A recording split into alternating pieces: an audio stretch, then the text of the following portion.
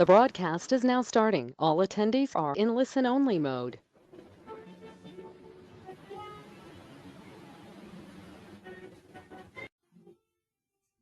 Selamat sore buat kita semua dan selamat bergabung di dalam webinar dari HFFM. Kali ini kita mengangkat tema tentang parabolic curve.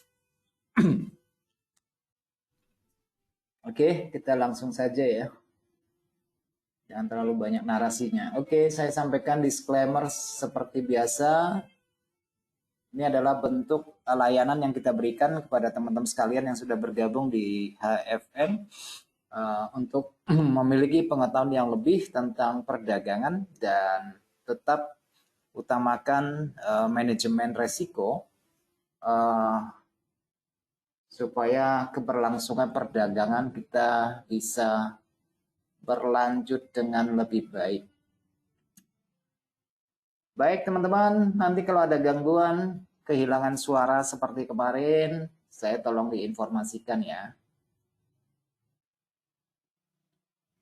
Oke, Anda bersama saya Adi Pangestu, analis dari HFFM, akan mencoba menyampaikan materi ini dengan sebaik-baiknya dan sesederhana mungkin agar dapat ditangkap dengan jelas maksud dari tujuan webinar pada sore ini.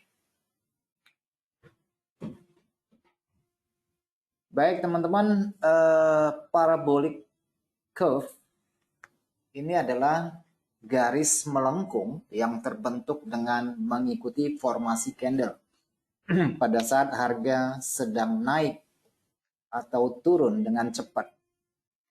Tetapi sebenarnya parabolic curve ini kebanyakan digunakan dalam konteks tren naik ya.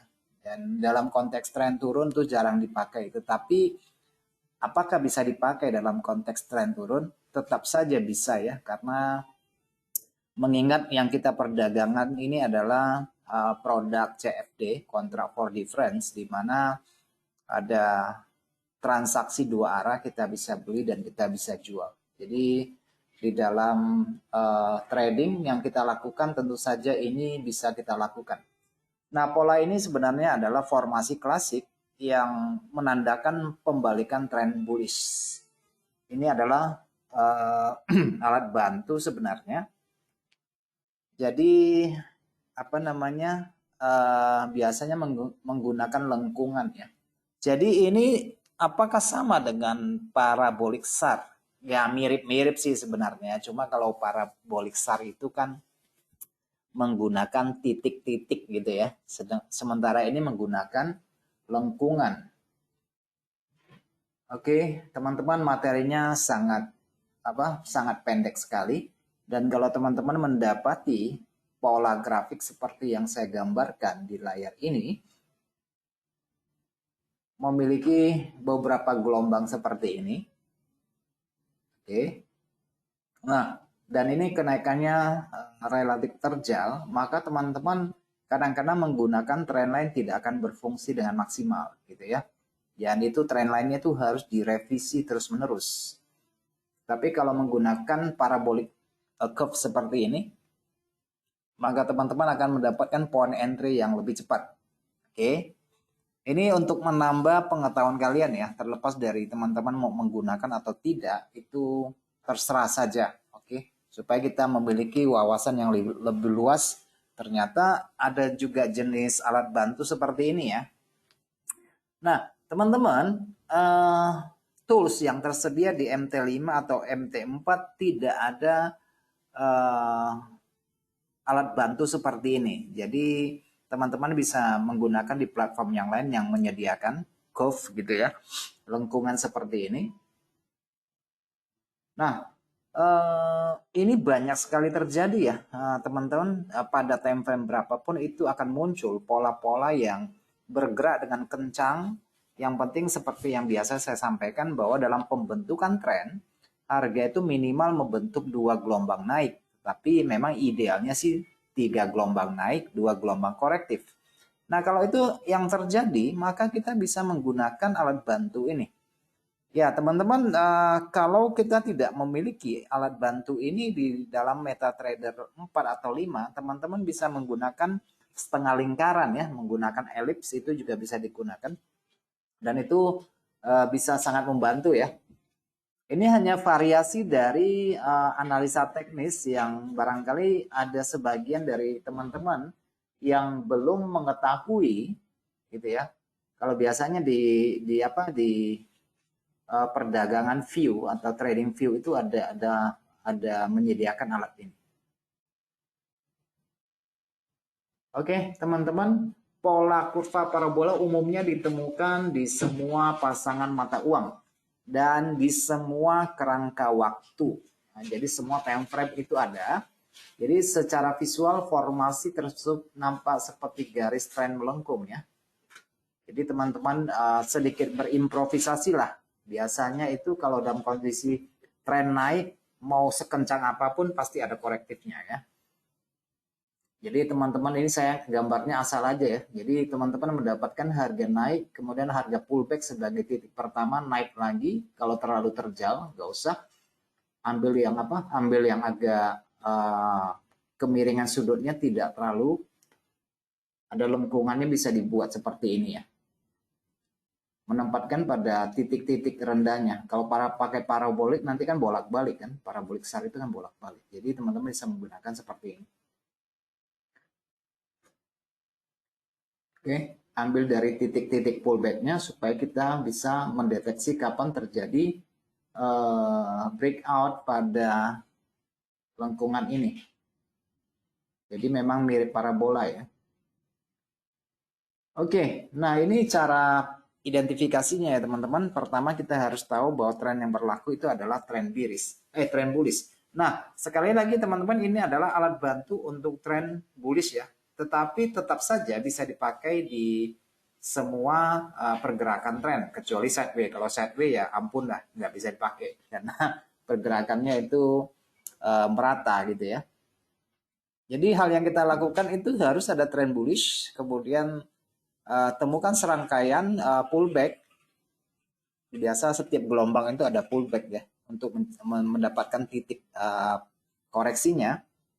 Dan kemudian kita tinggal gambar garis melengkung. Nah, kalau memang nggak bisa menggunakan garis melengkung dan tidak tersedia, teman-teman juga harus menggunakan trend line, tapi secara bervariatif ya. Jadi ada revisi karena harga semakin tinggi dan membuat koreksi yang semakin pendek. Jadi kita harus merevisi trend line-nya bisa sampai 3 kali, 4 kali untuk membuat gambar trend line karena pergerakan yang terjal. Nah, nanti kita akan melihat contohnya. Akan gampang sekali untuk melihat kondisi seperti ini ya.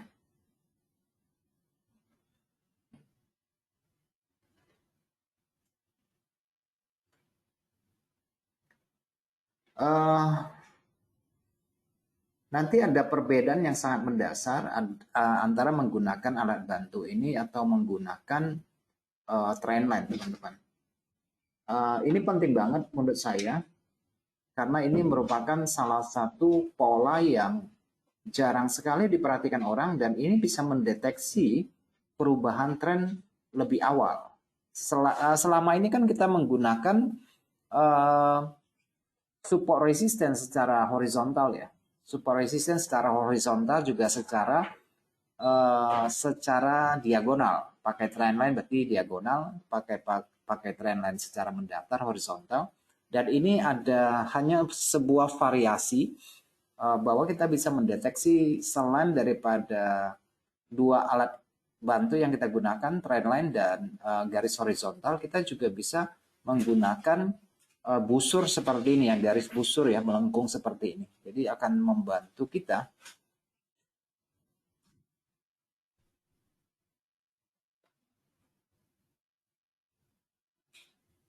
Saya kasih contohnya seperti ini nanti ya.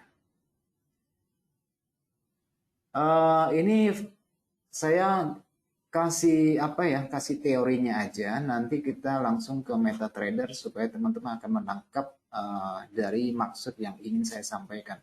Nah, ini adalah alat bantu yang tidak tersedia dan untuk cara entry dan sebagainya nanti akan saya jelaskan, tetapi untuk penargetan itu juga kita bisa menggunakan Fibonacci nantinya ya. Jadi akan sangat gampang. Ini sangat gampang sekali dikenali. Saya pikir teman-teman sekilas mata atau dengan mata yang terlatih akan gampang sekali melihatnya. Oke, nah ini ada beberapa strategi yang saya buat di sini sebagai contoh. Oke, jadi kita bisa nanti menentukan kapan entry-nya, kemudian kapan stop loss-nya di mana, target keuntungannya di mana.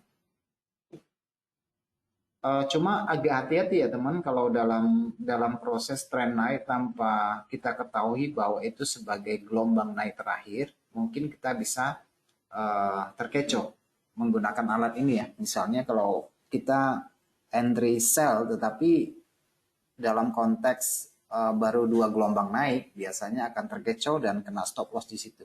Tapi kalau kita memperhatikan secara visual, harga memiliki 3 gerakan yang besar, gelombang naik, mungkin kita akan mendapatkan point entry yang jauh lebih maksimal. Nah, teman-teman, saya memberikan suatu template seperti ini. Nanti teman-teman akan saya bawa ke MetaTrader supaya lebih bisa jelas. Karena kalau di MetaTrader saya nggak bisa gambar seperti ini, melengkungan garis seperti ini ya. Jadi saya cuma kasih ilustrasinya seperti ini. Nah, teman-teman, di dalam kenaikan seperti ini tentu saja ada titik baliknya ya, berupa retracement 1 kali, 2 kali, 3 kali. Maka secara gelombang harga kita mendapati ini sudah memenuhi standar dari suatu tren naik, yaitu ada harga rendah yang lebih tinggi dan harga puncak yang semakin tinggi. Jadi ada higher high, lower high, higher high, lower high, higher high, lower high. Nah, kalau kita pakai trendline, maka trendline kita akan menyamping gitu ya, menunggu breakout trendline itu menyamping, sehingga kita membutuhkan revisi trendline semakin ke atas. Oke, kalau kita tarik begini, lurus seperti ini, nanti kita akan kesulitan menunggu breakout pada trendline-nya. Jadi trendline-nya akan kita revisi dan revisi terus-menerus. Nah, dalam konteks contoh yang saya berikan ini teman-teman, nah ini sudah terjadi breakout dari parabolic curve ini ya. Jadi melengkungannya dia sudah lolos di sini. Nah, idealnya kalau berdasarkan teorinya, begitu dia breakout kita bisa langsung sell, menempatkan stop loss pada sisi atas. Idealnya begitu ya, dari kalau teorinya begitu. Tetapi saya mengubah sedikit bahwa sesudah terjadi breakout pada parabolic curve, kita menunggu retracement kembali ke sisi atas untuk mendapatkan retracement dan harga entry yang lebih murah. Nah, seperti yang sering saya sharingkan bahwa penurunan pertama itu bukan turun, jadi alangkah baiknya menunggu kenaikan sekali lagi, entah di 61% atau 50%, baru kita melakukan entry. Jadi secara teori dia break curve, kita sudah bisa menjual ya. Secara teori ya. Oke. Nah, teman-teman bisa melihat di sini ada pola pembalikan dalam pola bearish engulfing, itu adalah point entry-nya, dan teman-teman bisa tempatkan resikonya di atas high yang ekstrim ini. Ada beberapa contoh yang sudah kita alami bersama-sama dalam perjalanan trading, sering kita dapati seperti ini. Kita bisa entry point di sini, stop loss-nya di atas, dan itu perbandingannya nanti bisa kita ambil sampai di gelombang naik yang kedua ya, atau gelombang korektifnya yang di sini. Oke, makin breakout, makin jelas posisinya nanti ya. Ini hanya sebagai contoh ya, teman-teman. Nanti kita akan lihat di dalam MetaTrader mungkin lebih jelas penjelasannya. Oke, jadi kira-kira ini kita tempatkan alat ini breakout, kita tunggu pullback ke atas, tunggu pola jual, dan kita akan jual di sini. Dan rasionya bisa 1:1, 1:2, atau 1:3. Oke, ini dasar entry-nya ya. Dasar entry-nya seperti itu. Oke, kira-kira seperti ini contohnya. Jadi pada intinya pola busur parabola menunjukkan pembalikan bearish yang tertunda. Dengan demikian formasi tersebut memberikan signal untuk menjual. Perintah jual dimasukkan untuk menjual pasar dengan gunakan parabolik ketika garis tren saluran yang terhubung terjadi breakout ya. Kalau teman-teman perhatikan ke sisi bawah ini kan dia ada pullback, ini pullback. Nah, pullback ini melampaui dari kurva yang kita buat. Oke, jadi kita begitu breakout sebenarnya secara teori bisa masuk, tapi biasanya akan gantung lagi ya. Jadi berdasarkan pengalaman saya, kalau breakout seperti ini dari garis busur ini, ya ada baiknya kita tunggu sejenak lagi sampai harga pullback ke atas dan kita baru melakukan entry. Jadi nggak ada entry yang terlambat. Jadi kalau entry breakout seperti ini secara parabolik biasanya harga akan dibawa floating terlebih dahulu. Jadi kita menunggu sedikit lama nggak apa-apa. Sedikit lebih lama nggak apa-apa, yang penting entry-nya benar. Kemudian menemukan stop loss. Seperti yang saya jelaskan tadi, kita tempatkan pada sisi atas, gitu ya, pada sisi atas. Dan ini kalau apa namanya, sebagian orang kalau kita lihat dari progresnya seperti ini kan dia tempatkan stop lossnya di atas high yang barusan kan. Tapi akan lebih bagus kalau kita tempatkan stop loss kita di extreme high-nya di sini. Itu lebih bagus daripada kita tempatkan di sini. Oke, dan penempatan stop loss itu kan secara teoritisnya begitu ya, tetapi dalam prakteknya ya itu saya kembalikan kepada kalian semua, karena ukuran risikonya itu tergantung dari masing-masing orang. Gitu ya. Target profit bisa seperti ini ya teman-teman, bisa di rasionya itu di 38 atau 62 atau 50 terserah. Yang penting kalau dia breakout pertama itu terjadi entry sell kita, kalau dia breakout pertama ini sudah terjadi, posisi kita sudah aman itu. Sudah bisa 1:2, 1:3 sudah bisa berjalan ya. Apalagi kita dapatnya entry-nya paling atas, ini bisa 1:5.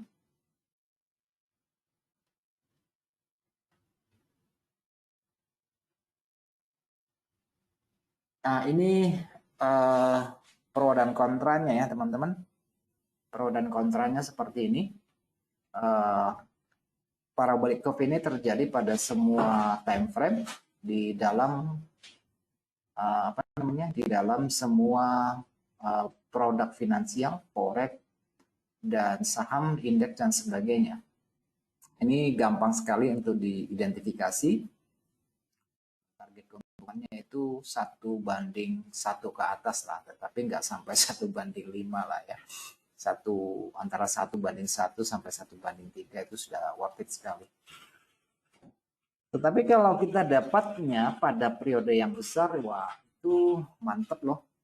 Ada beberapa jenis mata uang yang belakangan ini saya cek memiliki pola seperti itu. Oke, nah kalau saat sideways tidak akan berlaku ya, tidak akan berlaku pasar. Dan kalau sideways menurut saya tetap bisa sih masih digunakan, tetapi dalam time frame yang kecil ya, nggak bisa time frame yang besar. Ini harus time frame yang kecil. Tren bullish yang kuat dapat menghasilkan signal palsu. Oleh karena itu, seperti yang saya katakan di awal, kita harus tahu penembusan pada tren bullish yang sangat kuat belakangan ini, apakah sudah memasuki gelombang yang ketiga naiknya, atau di dalam Elliott wave itu apakah sudah memasuki gelombang kelima. Oke, kalau belum, ya cenderung akan menghasilkan signal yang palsu. Oke, dan karena ini baru permulaan turun, kalau kita dasarkan breakout, ya kita dapatnya tidak banyak, biasanya pakai floating lagi ya kalau dia retracement ke sisi atas dalam konteks tren naik. Jadi itu butuh kesabaran. Jadi ada baiknya tidak usah terlalu terburu-buru masuk pasar, kita tunggu dia pullback dulu ya, retracement dulu baru kita masuk. Oke, baik teman-teman, ini sangat simpel sekali. Materi yang saya buat ini juga sangat sederhana. Dan kita langsung ke MetaTrader untuk melihat beberapa contoh yang bisa kita terapkan. Dan ini saya pikir akan sangat bagus. Saya ambil contohnya tuh tadi dari Euro AUD ya. Oke, sambil trading sambil belajar kita ya. Oke, jadi saya pakai MetaTrader, jadi saya tidak ada garis melengkungnya ya teman-teman. Kalian berimprovisasi sendiri. Kalau saya pakai apa namanya? Pakai saya pakai trendline aja ya. Saya pakai trendline aja. Jadi kalau teman-teman misalnya pakai trendline itu harus melakukan beberapa revisi ya. Seperti ini, saya tarik seperti ini.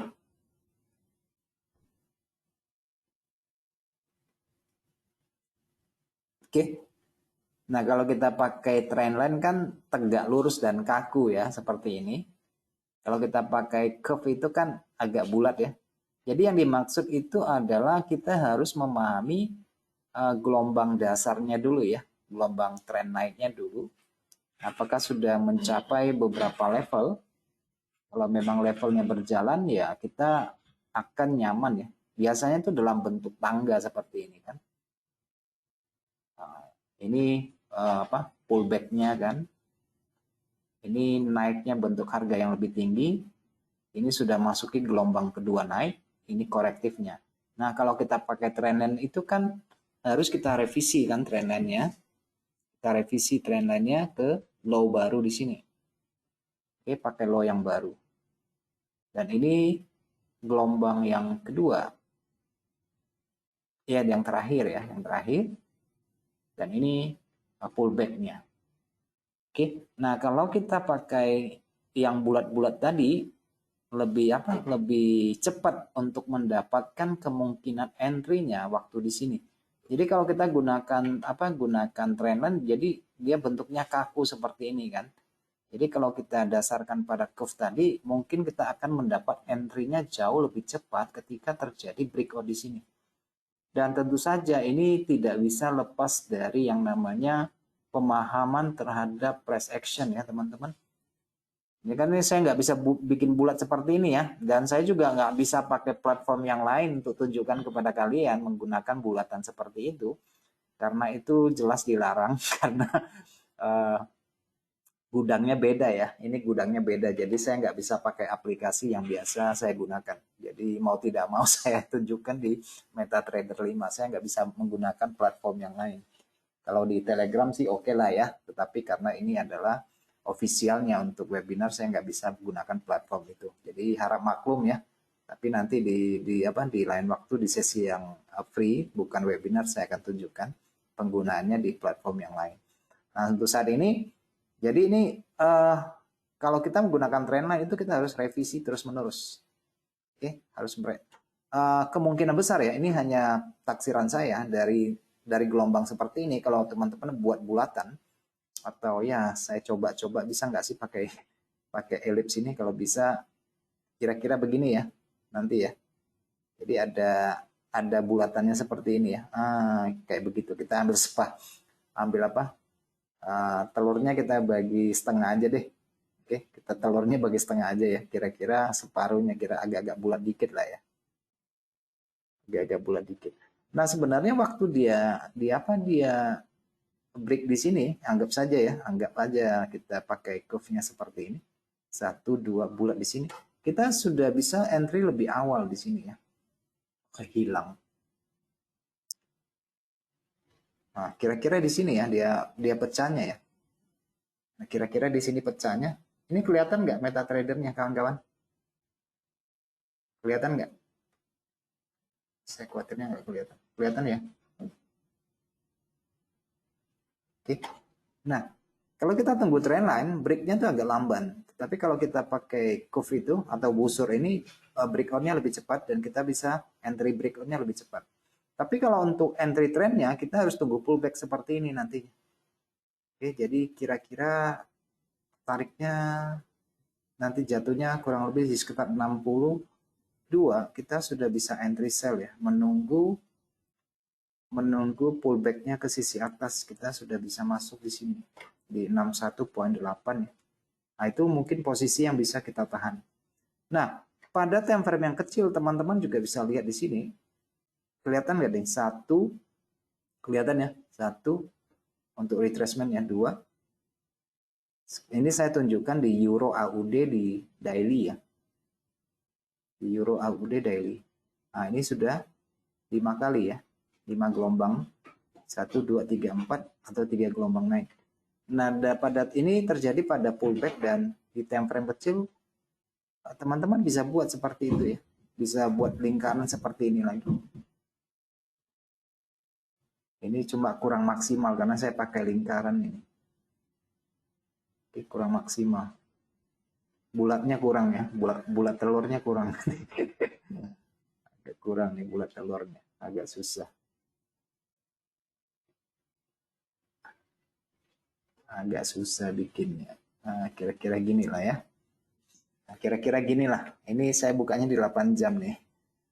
Kalau di time frame kecil kita harus lebih menyesuaikan apa bulatannya nih, lebih bulatnya. Kalau dia curve tuh kan enggak. Kalau ini kan elips ya, bukan busur yang kita inginkan sebenarnya ya.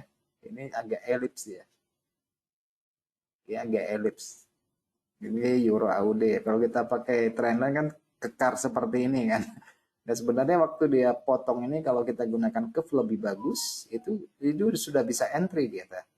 Kita sudah bisa melanjutkan posisi breakout ini sell untuk temporal ya. Untuk sellnya temporal bisa. Jadi kalau untuk entry kedua kita harus nunggu apa? Nunggu retracement lagi ke atas untuk melanjutkan sell yang lebih panjang seperti ini. Sorry ya agak ribet ini gambarnya. Kira-kira contohnya seperti itu teman-teman, dan ini bisa dimanapun. Saya harap teman-teman yang gunakan platform yang apa itu bisa mempraktekannya dengan lebih baik. Karena saya nggak punya fasilitas di MetaTrader ya. Nah seperti ini teman-teman akan lebih bagus kalau kita ini retracementnya sangat bagus sekali. Sangat bagus sekali di sini. Cuma saya nggak bisa tempatkan yang bulatannya seperti ini. Kayak gini lah ya. Agak bulat-bulat kurang bulat lah ya. Agak sama seperti yang tadi sih sebenarnya. Jadi ada breakout ini kita bisa ambil posisi sell yang pendek ya. Maksudnya untuk jangka waktu yang pendek. Untuk jangka waktu yang pendek. Jadi waktu dia pullback seperti ini entar di 50%, 61% kita baru sell ulang. Di targetnya teman-teman bisa dapatkan di 61 atau kalau dia mau panjang sih lebih bagus. Ini bahkan sampai 88% di sini. Oke. Jadi semuanya bisa diterapkan ya. Di sini juga bisa polanya ya kalau kita lihat ini.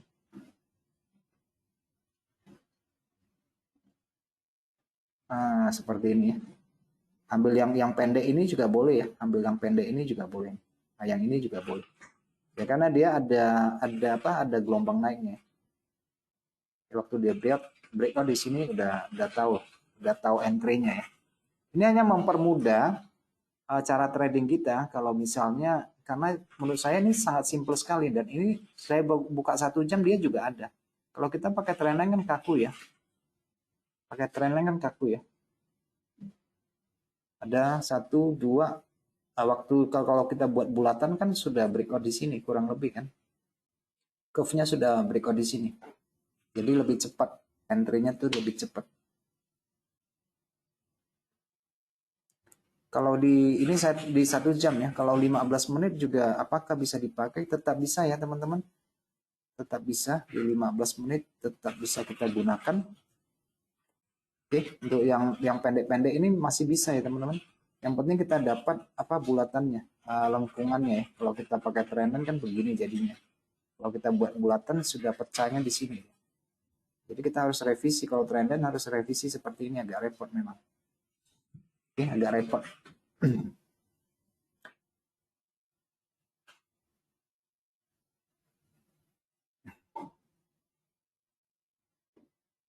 Apakah bisa digunakan pada yang seperti emas ini? Apakah bisa digunakan? Tentu saja bisa ya teman-teman. Ini juga bisa kita gunakan pada time frame berapapun. Kalau memang dia tidak melengkung, ini kan dalam konteks harga yang curang ya. yang terjal dan yang curam. Jadi kalau kita tarik trendline seperti ini kan kita baru temukan breakoutnya di sini kan untuk tren besarnya ya. Tetapi kalau kita pakai curve itu potongannya sudah dapat di sini, lebih cepat ya di sini ya, potongannya itu lebih cepat di situ. Jadi saya garis lurusnya kurang mantep. Kalau ada lengkungannya lebih bagus. Oke. Jadi menurut saya karena ini perdagangan dua arah, oke, karena ini perdagangan dua arah tetap bisa digunakan ya. Kalau kita tarik trendline kan jadinya banyak potong-potongannya seperti ini kan. Bener ya, potongannya seperti ini kan jadi banyak ya karena dia garis lurus. Nah, kalau kita pakai curve ini kan pecahnya di sini dia. Sedikit berimajinasi ya lengkungannya kan kira-kira pecahnya di daerah sini ya. Kalau untuk dalam konteks turunnya kan. Terbatas nih. Sarananya terbatas. Kira-kira aja ya. Saya cuma buat kira-kira aja. Karena nggak ada alatnya ya.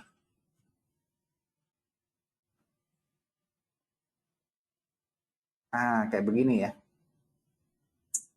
Kurang buat ya.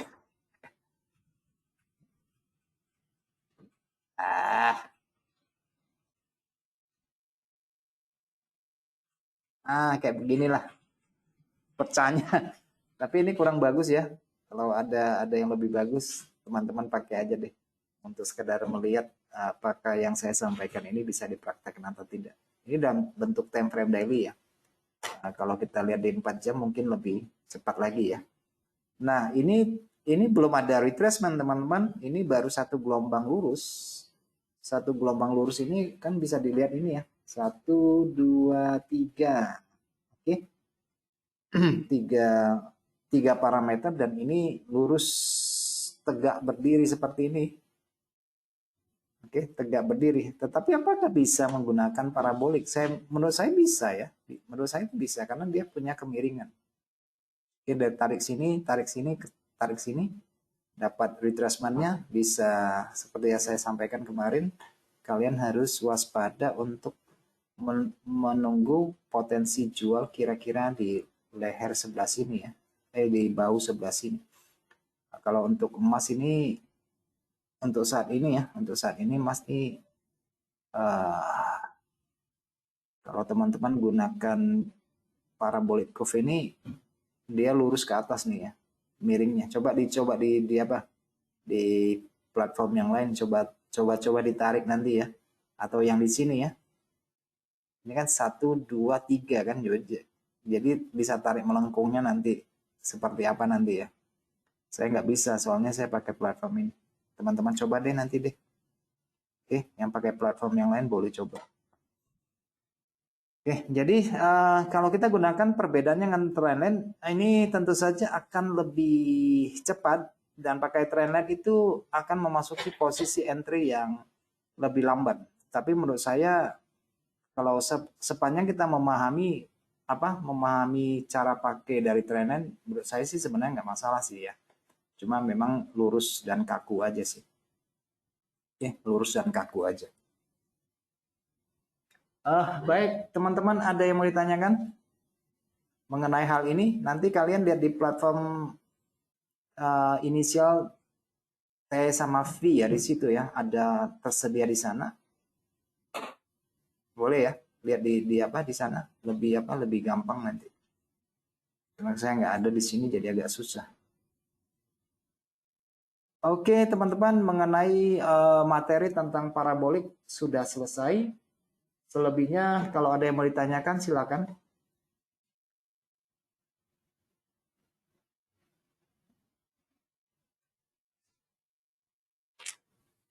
Ada yang mau ditanyakan nggak?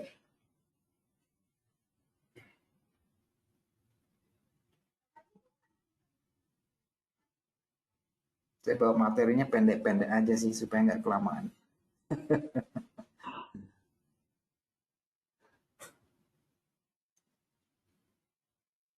Gak ada yang mau tanya ya? Oke deh. Baiklah. Jadi teman-teman yang di GoToWebinar materi kita sudah selesai ya. Dan saya sambung di Telegram untuk lanjutan dari analisa dan live hari ini. Masih ada 30 menit.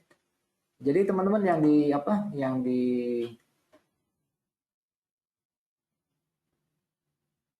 di GoToWebinar materinya udah selesai ya.